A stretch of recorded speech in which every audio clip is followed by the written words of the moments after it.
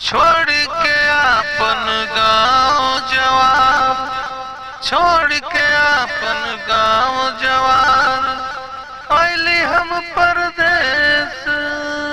कैसन ई तकदीर लिखल बा, बदल गइल बा भेष। रोजी रोटी के चक्कर में जिंदगी भइल बेकार।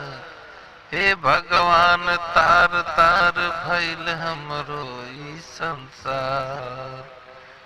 धूप में जोरे ई दहिया हमार, याद आवेला घर के छाव छपरिया, बाटे हाथ पे तरसे आपन गाँव। मेहनत को के हार गईनी, अब असल जाला पीर। कौन कसूर हमसे जे फूटल बा तकदीर। घरवा जाई के मन तो बा खाली बाटे हा, किस्मत कैसन खेल खेलता केहू न देबे सा।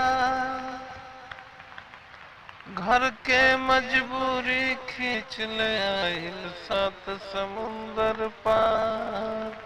देहिया तो बाटे परदेश में मनबा गंगा धार।